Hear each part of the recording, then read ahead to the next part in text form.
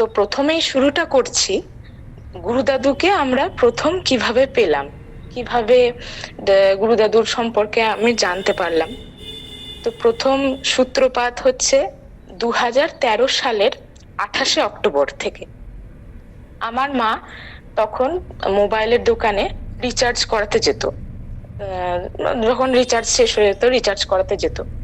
তো আমাদের পাড়ার নিকটবর্তী একটি দোকানে রিচার্জ করাতে গিয়েছিল এক দাদার কাছে। তো সেই সময় এক ভদ্রলোক এসেছিলেন, তিনিও রিচার্জ করাতে এসেছিলেন। তার হাতে একটি কার্ড ছিল। ভদ্রলোক সেই কার্ডটি ওই রিচার্জ দোকানের ওই দাদার হাতে দিলেন। তো দাদা ওই কার্ডটা টেবিলে রেখে দিল, মানে ওর দোকানের টেবিলে। তখন আমার মা বললো যে কার্ডটা একবার দেখি, আমাকে দাও তো। বললো বেশ ঠিক আছে, আপনি নেবেন, দেখুন একবার। দিয়ে মা কার্ডটা দেখলো। কার্ডের মধ্যে তখন প্রথমেই দেখলো আমার মা গুরুদাদুর ফটো, এবং গুরুদাদুর সম্পর্কে সমস্ত কথা লেখা রয়েছে। গুরুদাদুর মানে কি কি আর কি 118 বছর বয়সী এক মহাপুরুষ, তিনি আসছেন সিউড়িতে 6ই নভেম্বর 2013। সুবোধ চ্যাটার্জি এবং রমা চ্যাটার্জি, অর্থাৎ আমাদের সিউড়ির রমা জেঠিমা, তাদের ঘরে আসছেন, এবং ফোন নাম্বার, অ্যাড্রেস ইত্যাদি সব দেয়া রয়েছে। তো গুরুদাদুর ছবি দেখা মাত্রই তো আমার মায়ের মনে মানে হঠাৎ এমন মানে মা বুঝতে পারলো যে যার সন্ধান আমার মা করছে, যে সদ্গুরুর সন্ধান, ইনি তিনি। তার কারণ কি, আমার মা বিভিন্ন অনেক বছর ধরেই সদ্গুরুর সন্ধানে ছিল, কিন্তু কোনো জায়গাতেই মানে মায়ের মন শান্তি হচ্ছিল না। মা চেয়েছিল যে একজন সুযোগ্য সদ্গুরুর কাছে আমার মা দীক্ষা নিয়ে নিজের জীবন ধন্য করতে পারবে, যার আদেশকে পাথেয় করে আমার মা সারা জীবন চলতে পারবে, এবং আমাদেরকেও সেইভাবে আমরাও যাতে চলতে পারি, সেই আশাই মায়ের ছিল। কিন্তু কোনো জায়গাতেই যেহেতু সেরকম সুযোগ্য গুরু বা কোনো সদ্গুরুর সন্ধান আমার মা সেভাবে পাচ্ছিল না। এবং গুরুদাদুর ফটো তাই দেখা মাত্রই আমার মায়ের মনে হঠাৎই মনে হলো যে ইনি তিনি, যার কাছে আমার মা জীবনের সমস্ত মানে পাথেয় সমস্ত কিছু দিক নির্দেশ সবকিছুই পাবে, এবং ইনি হচ্ছেন সেই মহাপুরুষ। আমার মা তখন বললো ওই দোকানের রিচার্জের দাদাকে, বললো যে কার্ডটা কি আমি রাখতে পারি? তখন ওই দাদা বললো যে হ্যাঁ হ্যাঁ আপনি নিয়ে যান। আর ওই ভদ্রলোকও বললেন যে আপনি নিয়ে যান। দিয়ে মা তখন বাড়িতে নিয়ে চলে এলো সেই সময় কার্ডটা। আমার সে সময় কি, আমার আবার নভেম্বর মাসে তখন উচ্চ মাধ্যমিকের টেস্ট পরীক্ষা আসন্ন, তার প্রস্তুতি তখন তুঙ্গে চলছে। এবার মা বাড়িতে এসে তখন ওই দোকানে রিচার্জের দোকানে সে ঘটনা বললো এবং আমাকে কার্ডটা দেখালো। আমি কার্ডে তখন গুরুদাদুর ফটো প্রথমবারের জন্য দেখতে পেলাম। সেই অপূর্ব তেজ, চোখের মধ্যে এক আলাদা যেন দীপ্তি ফুটে বেরোচ্ছে। তখন আমার মা বলল যে, আমার ডাক নাম হচ্ছে বাবাই যেহেতু, যে বাবাই রে, এই মহাপুরুষ ইনি কিন্তু আমার জন্যই আসছেন, এবং আমি এনার কাছেই দীক্ষা নেব, এবং এনাকেই আমার বাবা করব। মানে বাবা করব মানে কি, দীক্ষা নেব এবং এনাকেই আমি বাবা বলে ডাকবো। এবং পরবর্তীকালে যখন তারপরে তো মায়ের দীক্ষার পরে আমরা যখন জানতে পারলাম যে গুরুদাদুকে সবাই বাবা বলে ডাকেন, কিন্তু সেটা তো তখন মায়ের জানার কথা নয়। তাহলে মায়ের মুখ দিয়ে কিভাবে অনায়াসেই বেরিয়ে গেল যে আমি এনাকেই আমার বাবা বানাবো। তো এইটা তো ভবিষ্যতের যে নিয়তি, যে মা যে ইনি যে আমার মায়ের মানে গুরুদেব হবেন বা আমাদের গুরুদেব হবেন, মানে এই যেন ভবিষ্যতে তার প্রাথমিক আভাস দিয়ে দিচ্ছিল। এবার আমি বললাম যে তাই হয় নাকি? আমি তো হেসে উঠলাম তখন, কারণ আমার কিশোরী মনে তখন তো অতটা দীক্ষা সম্পর্কে সেরকম উপলব্ধি বা জ্ঞান ছিল না। আর আমি তখন মানে কি বলবো, আমার পড়াশোনা বা এসব নিয়ে খানিক মানে এই ব্যাপারটা গুরুদাদুকে দর্শন করে তো বুঝতে পেরেছি ইনি একজন জ্যোতির্ময় মহাপুরুষ। তার মানে চোখ, মুখ এবং দীপ্তি, তার আভা সবকিছুই বলে দিচ্ছিল। কিন্তু আমার তখনও কিশোরী মনে অতটা উপলব্ধি হয়নি। আমি তখন হেসে ব্যাপারটাকে কিছুটা বললাম যে তাই হয় নাকি? একজন মহাপুরুষ, ইনি শুধুমাত্র তোমার জন্যই আসছেন, তাই কখনো হয়? দিয়ে তখন মা বলছে, না রে, ইনি আমার জন্যই আসছেন, আমাকে দীক্ষা দিতেই আসছেন, এবং তার জন্যই তো উনি সিউড়িতে আসছেন। আমি কিন্তু এনাকেই বাবা করব, এনার কাছেই দীক্ষা নেব। আমি বললাম বেশ ঠিক আছে। ক্রমে ক্রমে 28শে অক্টোবর থেকে দিন ঘনাতে লাগলো। এবার আস্তে আস্তে সেই প্রতীক্ষিত দিন 6ই নভেম্বর চলে এলো, যে দিনটিতে গুরুদাদু রমা জেঠিমাদের বাড়িতে পদার্পণ করেছিলেন, এবং সিউড়ি উৎসব তখন অলরেডি শুরু হয়ে গেছিল। কিন্তু কি হয়েছে, আমার মা 28শে অক্টোবর কার্ডটা নিয়ে আসার পরে বিভিন্ন সাংসারিক কাজে এবং অন্যান্য ইত্যাদি কাজে 6ই নভেম্বরের যে তারিখটা, সেই তারিখটা পেরিয়ে গেছে, আমার মায়ের কিন্তু মনে নেই। এবার 6ই নভেম্বর গেল, 7ই নভেম্বর গেল, 8ই নভেম্বর আমরা যে পাড়াতে ভাড়া থাকতাম আর কি, তো সেই পাড়ারই এক কাকু, মানে তিনিও কীর্তন গান এসব খুব নিয়েই ব্যস্ত থাকেন, ওসব ভালোবাসেন।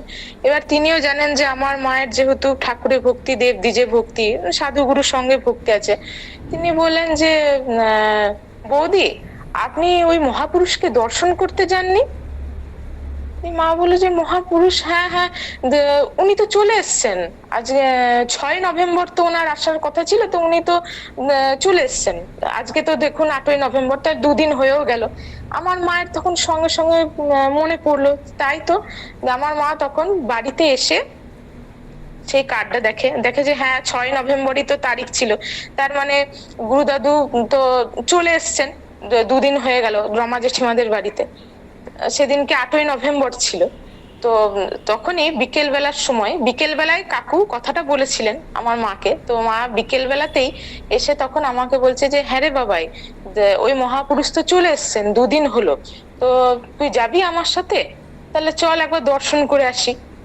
এবার আমার তখন যেহেতু টেস্ট পরীক্ষা আর কিছুদিন পরে, আর 1 সপ্তাহ পরেই মোটামুটি, কাজে আমি সেটা নিয়ে খুবই ব্যস্ত ছিলাম। আর আমি ওই যে আগেই যেটা বললাম যে কিশোরী মনে অতটা উপলব্ধি করতে পারিনি যে কি, সেগুলো তো তখনও উপলব্ধি হয়নি। যে আমি তখন বললাম যে না, আমার তো এখন সামনে পরীক্ষা, ধরো টেস্ট পরীক্ষা, আমি এখন যেতে পারবো না গো। দিয়ে বললাম।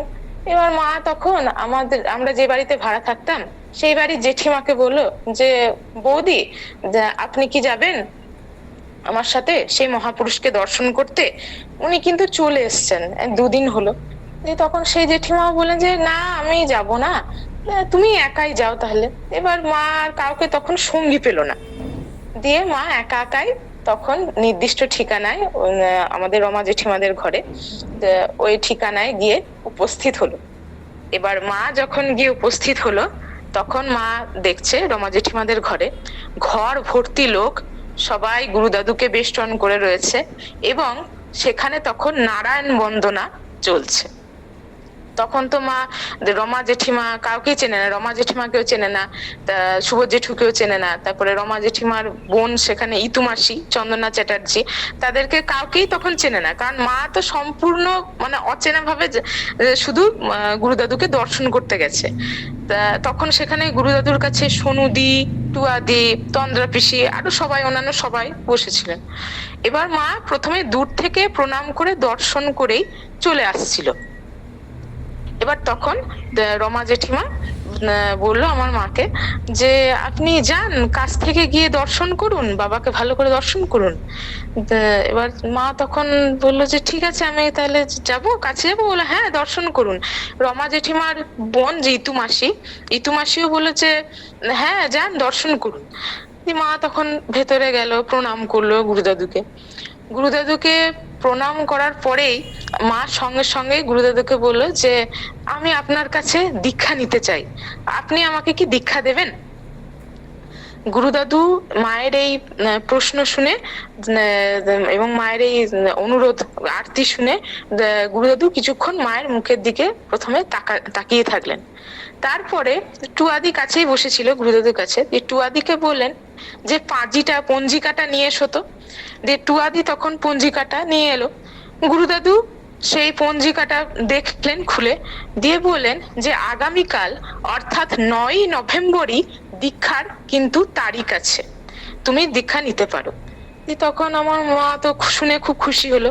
দিয়ে মা বললো যে তাহলে বাবা এরকম কি নিয়ে আসবো দীক্ষা নেওয়ার জন্য, কারণ আমরা কি দেখেছি বা শুনেছি যে সমস্ত যারা গুরুদেব যারা দীক্ষা দেন তাদের কাছে কিছু না কিছু গুরু দক্ষিণার স্বরূপ বা বস্ত্র বা অন্য কিছু সমস্ত কিছু ইত্যাদি যা কিছু উপাচার লাগে সেগুলো দিতে হয়। কিন্তু মা তার জন্যই মানে জিজ্ঞাসা করলো গুরুদাদুকে, কিন্তু তখন গুরুদাদু বললেন যে কিচ্ছু চাই না, শুধুমাত্র ভক্তি মূল নিয়ে এসো। অর্থাৎ মনের ভক্তিটাই হচ্ছে আসল, মনে ভক্তি নিয়ে এলেই তোমার সমস্ত কিছু সম্পূর্ণ হবে, এটাই গুরুদাদু বলতে চাইলেন। মা তো অত্যন্ত আনন্দিত মনে খুশি হলো শুনে। এবং গুরুদাদু মাকে তখন দৈব বলে রোগ আরোগ্য, মানে যেটা আমাদের নিরঞ্জন রায় নিরঞ্জন পিসেমশাই লিখেছিলেন 2013 সালে, সেই বইটি তখন মাকে পড়তে দিলেন। বলেন যে এই বইটা তুমি প্রথম থেকে শেষ পর্যন্ত পড়ো। মা বলে বেশ ঠিক আছে। মা বইটা নিয়ে এলো ঘরে। বইটা নিয়ে এসে মা তো মানে একদম পুরো সন্ধে পর্যন্ত একদম প্রথম থেকে শেষ পর্যন্ত পুরো পড়ে শেষ করলো। মানে একদম কিসের আগ্রহে যে কিসের মানে গুরুদাদুর মধ্যে যেমন প্রত্যেককে আকর্ষণ করার এরকম একটা ক্ষমতা রয়েছে দর্শন মাত্র, যে ওনার যে কি বলবো ভব্য যে এক আকর্ষণী ক্ষমতা রয়েছে, ঠিক যেন তার সেই দিব্য প্রতিফলন সেই বইয়ের মধ্যেও মা দেখতে পেল। সেই প্রথম থেকে শেষ পর্যন্ত মা পড়েই যেতে লাগলো এবং পুরো বইটি পড়া শেষ করে দিল এক সন্ধ্যের মধ্যেই এবং রাতের মধ্যেই।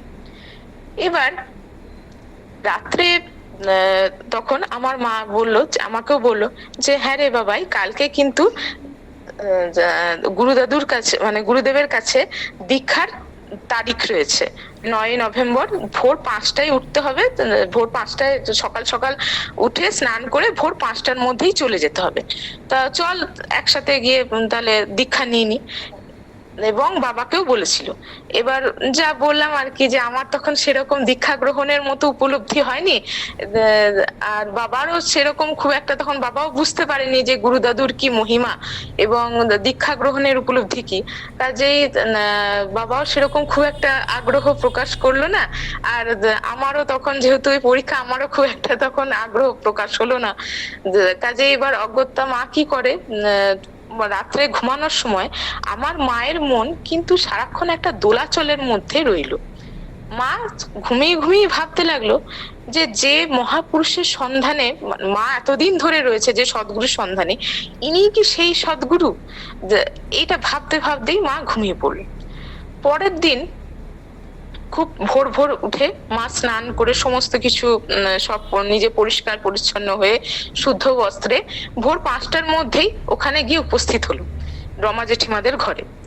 এবং যে সেদিনকে আরো যারা যারা দীক্ষা নেবে তাদের সবার আগেই মা কিন্তু গিয়ে উপস্থিত হয়েছে এবং গুরুদাদুকে প্রণাম করেছে।